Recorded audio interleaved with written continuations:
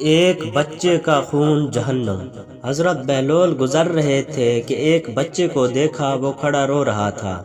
دوسرے بچے اخروٹ سے کھیل رہے تھے، انہوں نے سمجھا اس کے پاس اخروٹ نہیں، اس لیے رو رہا ہے، میں اس کو لے کر دیتا ہوں۔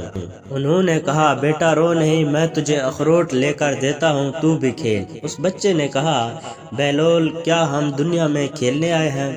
ان کو اس بات کی توقع نہیں تھی کہ بچہ ایسا جواب دے گا، تو انہوں نے کہا اچھا پھر کیا کرنے آئے ہیں؟ بچے نے کہا اللہ تعالیٰ کی عبادت کرنے آئے ہیں۔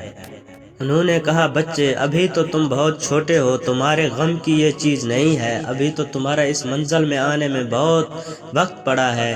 تو اس نے کہا ارے بہلول مجھے دھوکہ نہ دے، میں نے اپنی ماں کو دیکھا ہے، وہ صبح جب آگ جلاتی ہے تو پہلے چھوٹی لکڑیوں سے جلاتی ہے اور پھر بعد میں بڑی لکڑیاں رکھتی ہے، اس لیے مجھے ڈر ہے کہ کہیں دوزخ مجھ سے نہ جلائی جائے اور میرے اوپر بڑوں کو نہ ڈالا جائے۔